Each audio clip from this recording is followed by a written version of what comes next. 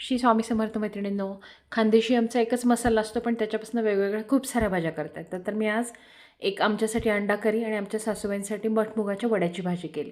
तर अंडे आधी उकडून घेतले नेहमीप्रमाणे आणि लसूण, आलं, हिरवी मिरची, कोथिंबीरच्या काड्या, टमॅटो, 1 कप खोबरं, 1.5 कप चिरलेला कांदा आणि अर्धा टमॅटो असं सगळं घेतलं. आधी कांदा छान असा ब्राऊन होईस्तोपर्यंत परतवून घेतला.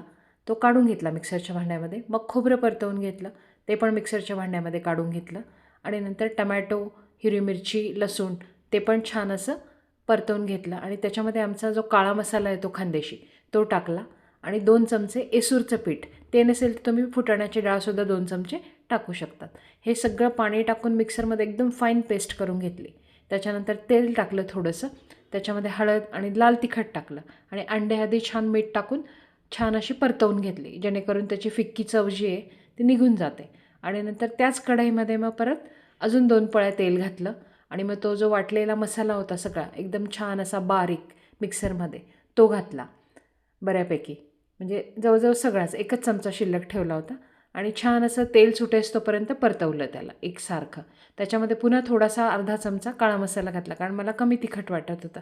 ही भाजी तिखटच छान लागते, कारण मीठ घातलं त्याच्यामध्ये छान असं आणि मग त्याच्यामध्ये ती परतवलेली अंडी घातली छान अशी आणि एका बाजूला पाणी उकळवायला ठेवलेलंच होतं मी.